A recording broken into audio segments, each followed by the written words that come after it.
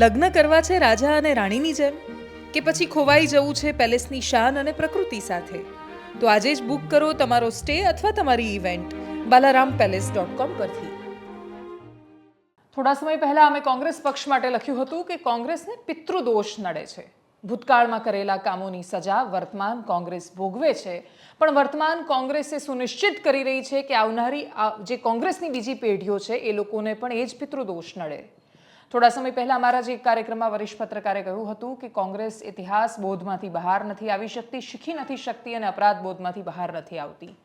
કોંગ્રેસની અસમંજસવાળી સ્થિતિમાં સૌથી મોટો અને પહેલો પ્રશ્ન એ થાય છે કે કોંગ્રેસ વિચારધારાના કયા છેડા પર ઊભી છે, વચ્ચે જ ઊભી છે તો વચ્ચેથી કઈ બાજુ એનો ઝુકાવ છે, અને આ બધી જ વાતો સમજવી છે કોંગ્રેસના જ નેતાઓના નિવેદન પરથી. નમસ્કાર, આપની સાથે હું દેવાંશી.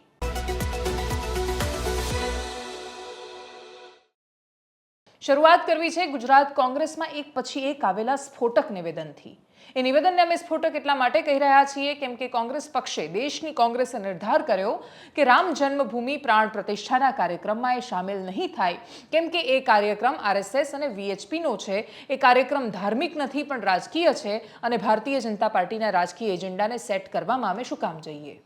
કોંગ્રેસ પક્ષ કહે છે કે અમારે ત્યાં વૈચારિક સ્વતંત્રતા છે. કોંગ્રેસ પક્ષના નેતાઓ વારંવાર વૈચારિક સ્વતંત્રતાને સાબિત પણ કરે છે, કેમ કે શશી થરૂર, કોંગ્રેસના ખૂબ વરિષ્ઠ નેતા, કેરળથી સાંસદ, એમને જ્યારે પ્રશ્ન પૂછવામાં આવ્યો હતો ત્યારે એમણે કહ્યું હતું કે મને આમંત્રણ અપાયું જ નથી, એટલે મને પૂછાયેલો પ્રશ્ન વ્યાજબી નથી, પણ જો મને આમંત્રણ મળ્યું હોત તો હા, હું જતો એ કાર્યક્રમમાં. શશી થરૂરનું આ નિવેદન, પણ એના પછી કોંગ્રેસ પક્ષે લીધેલો નિર્ણય. કોંગ્રેસ પક્ષમાં ઉપરના નેશનલ લેવલ પર પણ એવું મનાય છે કે બે ધડામાં કોંગ્રેસ વહેંચાયેલી છે. એક ધડો કે એક આખો પક્ષ કે જે શશી થરૂર પ્રકારના વિચારોમાં માને છે, જે લોકો એ કહેતા ખચકાતા નથી કે અમારા માટે દેશ પ્રથમ છે, ધર્મ એ પર્સનલ મેટર છે, પણ છતાંય મારી શ્રદ્ધા છે તો હું ત્યાં જઈ શકું છું. દેશના, મારી શ્રદ્ધાથી પણ વિશેષ દેશના કરોડો લોકોની આસ્થા છે તો હું ત્યાં જઈ શકું છું. એક પક્ષ, એક વિચાર એવો છે કોંગ્રેસ પક્ષમાં કે જે માને છે કે કાં તો એક વોટ બેંક નારાજ થઈ જશે જે વર્ષોથી કોંગ્રેસની મનાતી આવી છે, અને કાં તો કોંગ્રેસ જે વર્ષોથી પોતાને સેક્યુલર કહેવડાવતી આવી છે એના પર ડાઘ લાગી શકે છે, અને કાં તો એક રાજકીય ઇવેન્ટમાં ભારતીય જનતા પાર્ટીએ જે એક પાસું ફેંક્યું છે એ પાસામાં ભોગ શું કામ લેવો? પરિસ્થિતિ શું છે? જો કોંગ્રેસ પક્ષમાંથી નેતાઓ એવું નક્કી કરતા, સોનિયા ગાંધી, મલ્લિકાર્જુન ખડગે કે અધીર રંજન ચૌધરી જો એ કાર્યક્રમમાં જતા, તો એનાથી શું ફરક પડતો? કોંગ્રેસને વોટ વધારે મળતા? બિલકુલ નહીં, એનાથી કોઈ જ ફરક નહોતો પડવાનો. કોંગ્રેસ જાય કે ન જાય એનાથી એટલીસ્ટ જવાથી કોઈ ફરક નથી પડવા. તો ન જવાથી શું થશે? તો ન જવાથી કોંગ્રેસના જ નેતાઓએ આંતરિક બળવો કરવાની શરૂઆત કરી દીધી છે, વિરોધ કરવાની શરૂઆત કરી દીધી છે. કોંગ્રેસ પક્ષ વર્ષોથી ભૂતકાળમાં કરેલી ભૂલોના કારણે એ પરિસ્થિતિમાં આવીને ઊભો છે કે જવાનો નિર્ણય કરે તો જે લોકો અસહમત છે એ લોકો વિરોધ કરે. આજે ન જવાનો કર્યો છે તો એ લોકોએ વિરોધ કર્યો છે.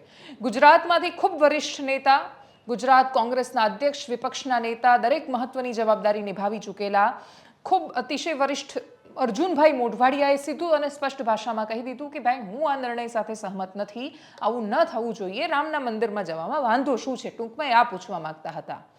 અર્જુનભાઈ મોઢવાડિયાએ શરૂઆત કરી. અમરીશ ડેર, પૂર્વ ધારાસભ્ય, ગુજરાત કોંગ્રેસના સંગઠનમાં પણ સ્થાન ધરાવે છે, એમણે કહી દીધું કે કોંગ્રેસના નિર્ણય સાથે સહમત નથી, જવું જ જોઈએ.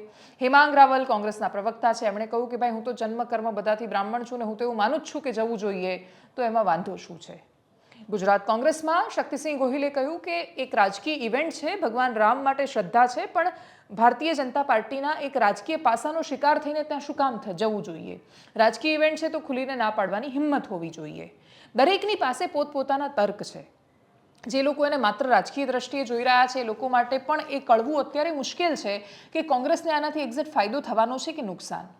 પણ હકીકત એ છે કે કોંગ્રેસને શ્રેય લેતા નથી આવડતું જેટલું ભારતીય જનતા પાર્ટીને આવડે છે. કોંગ્રેસ ડરીને નિર્ણયો કરે છે. ભૂતકાળમાં રાજીવ ગાંધીએ જે નિર્ણયો કર્યા એ સૌથી મોટું શ્રેય, કેમ કે એટલાય વર્ષો સુધી મંદિર બંધ હતું. મંદિરમાં પહેલીવાર ગર્ભગૃહના તાળા જો કોઈએ ખોલાવ્યા હોય રામજીની પૂજા માટે તો એ રાજીવ ગાંધીની સરકાર હતી. અને હિંમત સાથે અને શ્રદ્ધા બંને સાથે લીધેલો એમનો નિર્ણય હતો. અશોક સિંગલ સહિતના લોકો સાથે મુલાકાત કરીને એમણે કહ્યું હતું કે નહીં, હિન્દુની આસ્થા છે ને એમણે જવું જોઈએ, એમાં કોઈને વાંધો શું હોઈ શકે? એ જ કોંગ્રેસ વર્ષો પછી એટલી બદલાઈ કે આજે જ્યારે રામ જન્મભૂમિની પ્રાણ પ્રતિષ્ઠાનો અવસર છે, એ event Bharatiya Janata party organise કરે છે, આરએસએસ ઓર્ગેનાઇઝ કરે છે કે વીએચપી ઓર્ગેનાઇઝ કરે છે, જો એમાં અસહમતિ કઈ વાતની છે? અધૂરા મંદિરની છે, શંકરાચાર્ય નથી જતા એટલે અમે નથી જતા એ વાતની છે. જે પણ હોય, રાજકીય રીતે આનો ફાયદો કે નુકસાન 2024ની ચૂંટણી પર છોડી રહ્યા છીએ, પણ જે વોટ બેંક પર કોંગ્રેસની નજર છે, વોટ બેંક તો વહેંચાઈ જવાની છે. સ્પષ્ટ રીતે આ વખતે ભારતીય મુસલમાન જો કોઈ એક જ પક્ષ બાજુ જાય તો પરિણામો અસમંજસવાળા હોઈ શકે છે. પણ હાલની પરિસ્થિતિને જોતા ભારતીય મુસલમાન અને બાકીની લઘુમતીઓના વોટ લેવા માટે અથવા જે દબાયેલો અને કચડાયેલો જેનો અવાજ છે, જે શોષિત અને વંચિત વર્ગ છે, એના વોટ લેવા માટે પણ બહુ વિશાળ સ્પર્ધા છે. અને જે બાકીનો વર્ગ છે, જેને પ્રિવિલેજ્ડ માનવામાં આવે છે, જેની પાસે ઘણી બધું છે, જે રામ મંદિરને લઈને ખુશ છે, જે શ્રી રામ માટે સોનાની પાદુકા આપી શકે છે, જે શ્રી રામ માટે સોનાનું શિખર બનાવી શકે છે, જે કરોડો રૂપિયાનું દાન કરી શકે છે, એ એક બાજુ છે.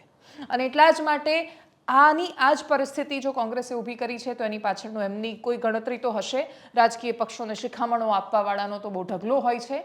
અમારા જેવા પત્રકારો તો દરરોજ કોઈને કોઈ વાતો કરતા હોય છે, પણ એમની ગણતરીઓ એમને ખબર, એવું આપણે માની લઈએ છીએ.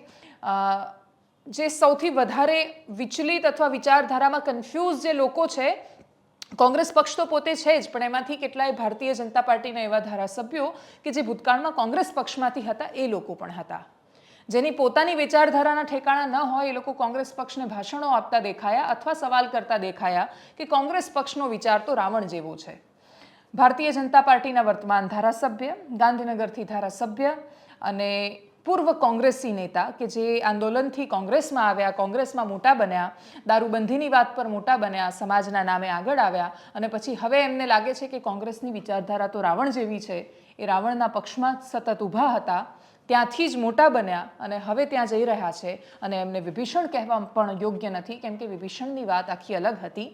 અને એટલા જ માટે અલ્પેશ ઠાકોરે જ્યારે એવું કહ્યું કે કોંગ્રેસની વિચારધારા રાવણ જેવી, શક્તિસિંહ ગોહિલને જ્યારે આ પ્રશ્ન પૂછાયો ત્યારે એમણે જવાબ આપ્યો કે એક કામ કરો, તમારા કેમેરા થોડા ઉલટા કરી દો અને અલ્પેશ ઠાકોરના જૂના નિવેદનો યાદ કરો, જે પીએમ મોદી પર બોલતા હતા.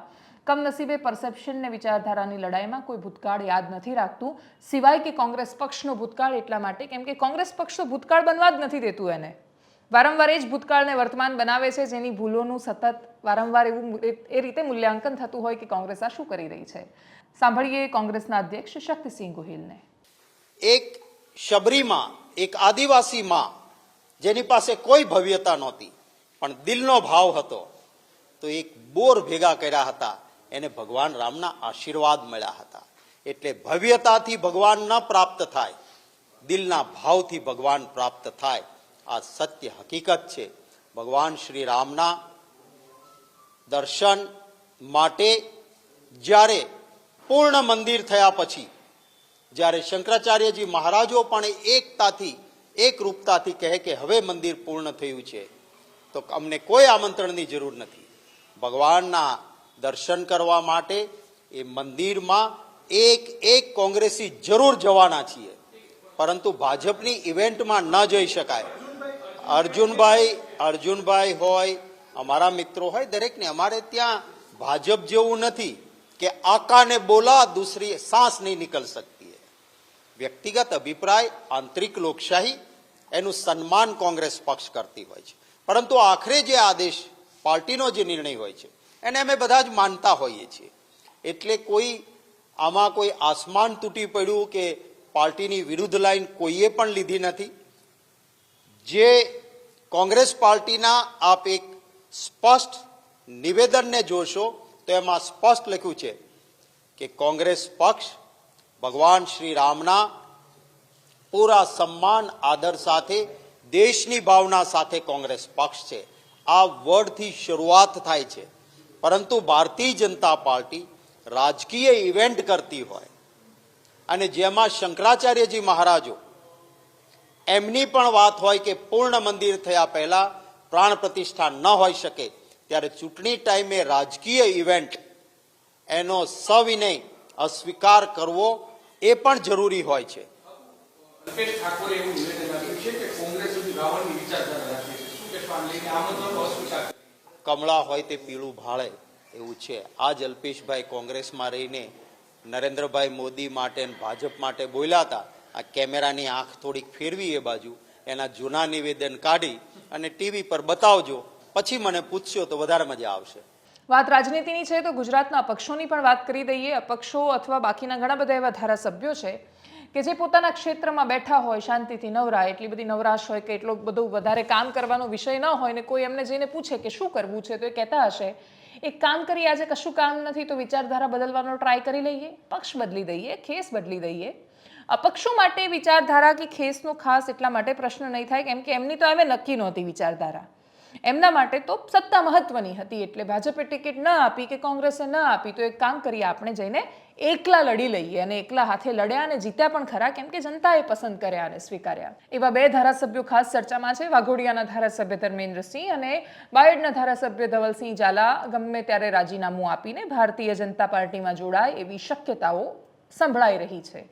2-3 દિવસમાં આ નિર્ણય થઈ શકે છે. આજે કે કાલે તો થાય નહીં એવું લાગી રહ્યું છે કેમ કે વાઇબ્રન્ટનો માહોલ છે અને એ વાઇબ્રન્ટમાં બીજા બધા વાઇબ્રેશન્સ સરકાર કદાચ અત્યારે નહીં આપવા માંગતી હોય. અને એટલા જ માટે ધવલસિંહ ઝાલા એટલે કે બાયડની વિધાનસભાના લોકો માટે કે પછી વાઘોડિયા માટે અલગ સમાચાર આવી શકે છે. સત્તા જે લોકો માટે મહત્વની હોય એ લોકોને કોઈ ફરક નથી પડતો એ કોંગ્રેસમાંથી લડે છે કે ભાજપમાંથી લડે છે. વિચારધારાના કયા છેડા પર ઊભા છે એનો એમની પાસે કોઈ દિવસ જવાબ નથી હોતો. એમની વિચારધારા એક જ છે, પૈસો, સત્તા, પાવર, અને એ બધું એમના પર લાગુ થાય છે.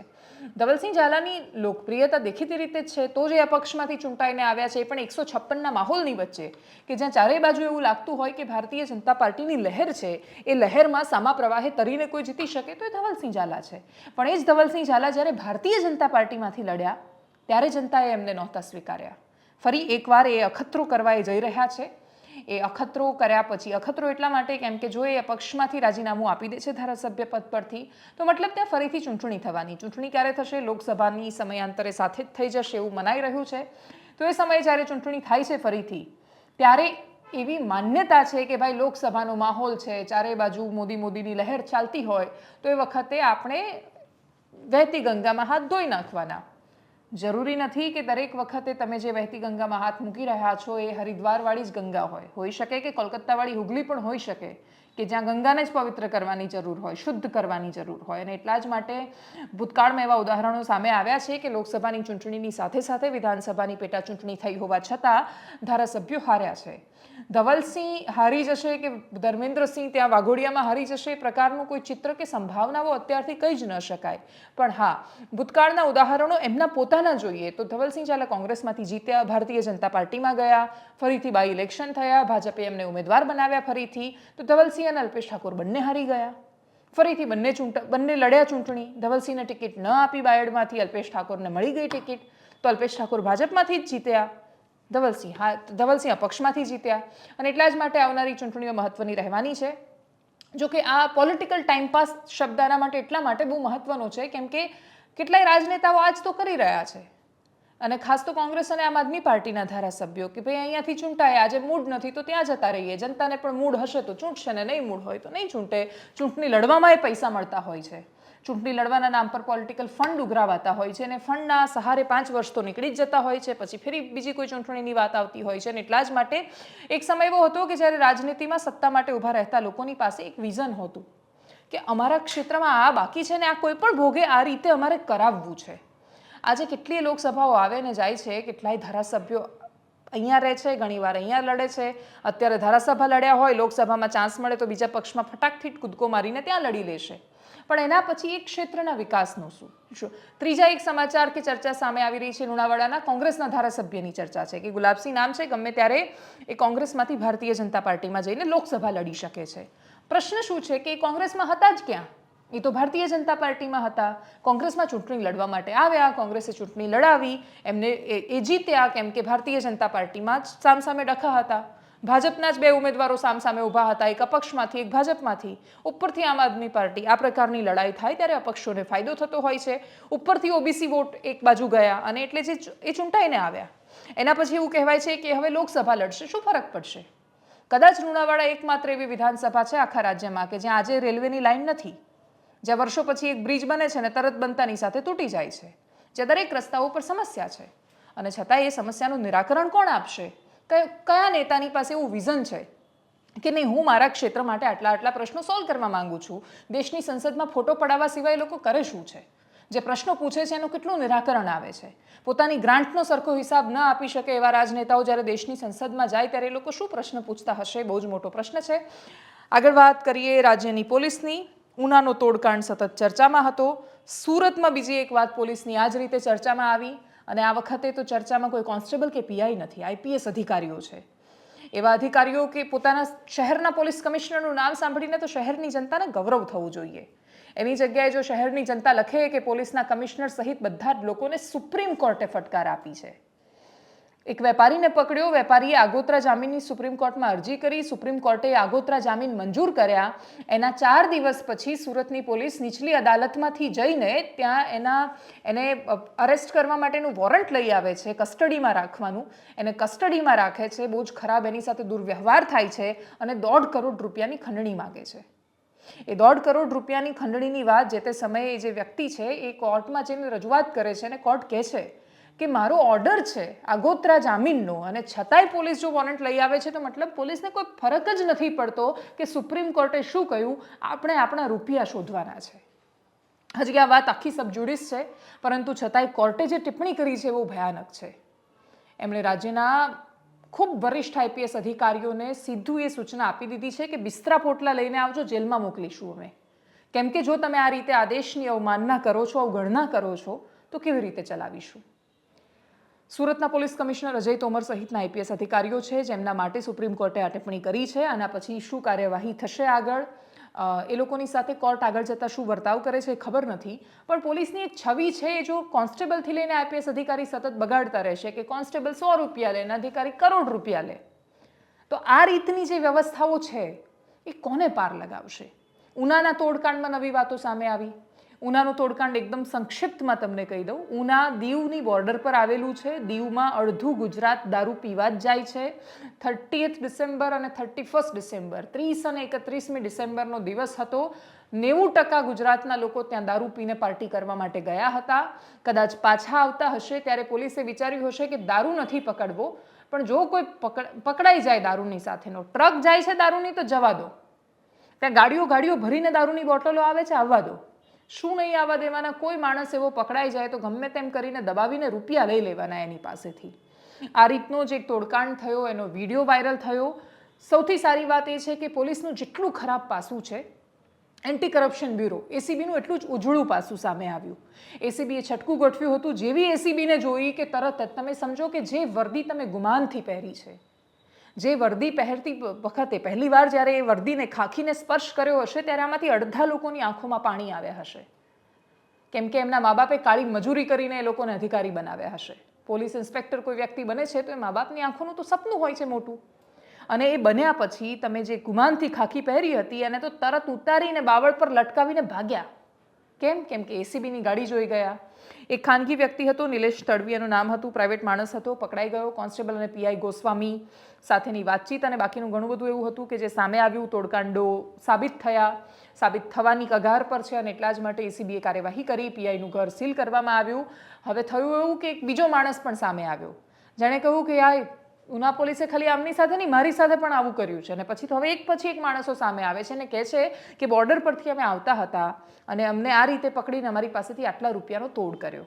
જે લોકોને પોલીસે પકડ્યા એમાંથી 100% હું માનું છું કે બધામાંથી કોઈને કોઈ રીતે દોષિત સાબિત થતા હશે સિસ્ટમમાં. પણ છતાંય જો એ દોષિત છે તો એને કાયદાની રીતે અંદર પૂરી દો. પણ એને ડરાવીને, દબાવીને, ધમકાવીને એની પાસેથી રૂપિયા લેવાનો શું મતલબ છે? અને આ રીતે રૂપિયા લેવા માટે જો તમે પોલીસની નોકરી કરી છે, પોલીસ ઇન્સ્પેક્ટરનો 70-80 હજાર રૂપિયા તો પગાર આવતો જ હશે એટલીસ્ટ, તો એટલો પગાર તમને ઓછો પડે છે તો સરકારને રજૂઆત કરો. કોન્સ્ટેબલોએ કરી હતી ને હમણાં, તો પગાર વધ્યો ને એ લોકોને. પગાર અમને ઓછો પડે છે એટલે અમે તોડપાણી કરીએ છીએ, આ જવાબ હોતો નથી. કેમ કે કરોડો રૂપિયા હોય ઓછા જ પડે કોઈ પણ માણસને. માણસનો સ્વભાવ એવો છે. તો એના માટે તમે લોકોના લોહી ચૂસવાનું શરૂ કરશો તો કોઈ દિવસ એનાથી શું કલ્યાણ થવાનું. જેટલું ખરાબ પાસું આપણને પોલીસને ગાળો આપતી વખતે ઉના પોલીસના તોડકાંડનું યાદ રાખીએ છીએ એ રીતે એટલું જ ઉજળું પાસું એન્ટી કરપ્શન બ્યુરોનું પણ યાદ રાખવું પડશે. કેમ કે એ લોકો પણ પહોંચ્યા અને એ લોકોના કારણે આ વાત આપણી સામે છે. આ બંને પાસાને ધ્યાનમાં રાખીને પોલીસ સાથેનો વ્યવહાર અને અભિગમ સામાન્ય માણસ નક્કી કરે. અને સૌથી પહેલું, જ્યારે તમે પોલીસથી ડરવાનું બંધ કરશો ત્યારે પોલીસ તમારી પાસેથી પૈસા લેતી ઓટોમેટિક બંધ થઈ જશે. તમને પોલીસ રોકે છે, જો તમે સાચા છો તો આંખોમાં આંખો નાખીને વાત કરો અને આત્મવિશ્વાસ સાથે વાત કરો કે પોલીસ તમારી પાસેથી રૂપિયા ન પડાવી શકે. અને એ સિવાય એસીબી તો છે જ. ગમે ત્યારે એસીબીને ફોન કરો તો એસીબી તમને મદદ કરશે. એ જો પોતાની જાતના લોકોને, જાતના જ ભાઈ કહેવાય ને પોલીસવાળા, તો જો એમને પકડી શકે છે તો પછી કોઈ પણ જગ્યાએ ખોટું થતું હોય, જો તમે એ ખોટું થવાનો હિસ્સો બની ગયા, જો તમે કરપ્શનને પ્રમોટ કરવા માંડ્યા, એ લોકો તો એવા થઈ ગયા છે એટલે તમારી પાસે રૂપિયા માંગે છે, પણ તમે જો એ લોકોને રૂપિયા આપવા માંડ્યા તો તમે પણ એના એટલા જ હિસ્સેદાર છો. અને એટલા જ માટે એવા કરપ્શનને રોકવું પડશે અને એનાથી બચવું પડશે. જે વ્યક્તિ હવે આખરે સામે આવ્યા છે એમને સાંભળી લઈએ. કે 23/6/2023 રોજ અમે ફરવા ગયેલા, હું મારો ભાઈબંધ મીઠાભાઈ ડાયાભાઈ. એટલે મેં ઘોઘલાથી 7 થી 7:15નો ટાઈમ હતો, બહુ ટાઈમ નહોતો એટલે એમાં દીવમાં ન ગયા. ત્યાંથી મેં તરત રિટર્ન પાછા ફર્યા, ફરીને પાછા ફર્યા. એટલે મારે સિક્રેટ કેમેરો ચાલુ હતો મારા ફોનમાં. એટલે મને હું મારી પાસે 50,000 રૂપિયા હતા. એટલે મેં કીધું આવડા લોકો ક્યાંક કાઢી ન જાય, કંઈ છે નહીં. એટલે મેં કેમેરો ચાલુ કરી દીધો હતો. એટલે તરત જ દીવની ચેક પછી એટલે મારી ગાડી ચેક કરી, મારી ગાડી વેગનાર. એટલે ગાડી ચેક કરી અને એ પણ મારી પાસે બધા પ્રૂફ છે. ગાડી ચેક કરી, કાંઈ નીકળ્યું નહીં. એટલે પછી ત્યાંથી સાહેબે મને કીધું જવા દો. એટલે ગુજરાતની ચેક પછી આવ્યો. એટલે ગુજરાતની ચેક પછી આવ્યો એટલે ન્યાય મને રોક્યો.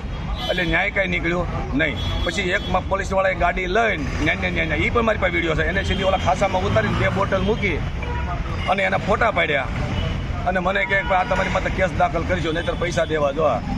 તો મેં કીધું ભાઈ પૈસા, મેં કીધું પણ મારી પાસે છે નહીં. કે આ શું છે ખિસ્સામાં? મેં પોટલી નથી ને, એટલે મારા ખિસ્સામાં પોહોની નોટ હોય એટલે થોડોક ગુસ્સો થઈ ગયો, એટલે ખ્યાલ આવી ગયો. હકીકતમાં તમારી પાસે માલ હતો? નહીં સાહેબ, તો શૂટિંગ તો હું મારું શૂટિંગ થોડો કરું વિડીયોનું, મારી પાસે માલ પડ્યો હોય તો. પછી શું બનાવ બન્યો?